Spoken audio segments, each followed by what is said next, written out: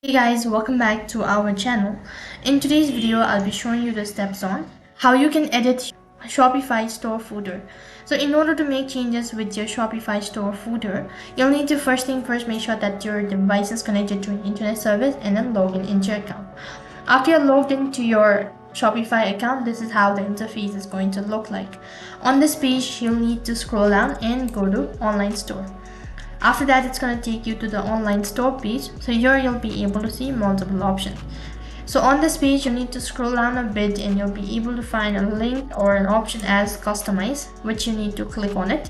After that, it's going to take you to the other interface where you can see this kind of. So here you need to scroll down right to the bottom, once again in the left hand side bar, and click on footer. As soon as you click on footer, you can see there's the footer option right over here. So if you tap on right in center of this particular option, you'll be able to see icons. In order to make changes, or if you want to change the location, just tap on it. So as you can see, this is the particular footer. Now if you want to make changes with your position or the direction, you can tap on it, and once again, if you want to make changes, you can replace it just by that. So if you also want to create a duplicate, you'll need to click on this plus icon. Here you go, that duplicate has been created. So go ahead and tap on a name. Now you can go ahead and explore your footer, and that is how you can edit your Shopify store footer or change your footer. That is all for this video. I hope the video was helpful.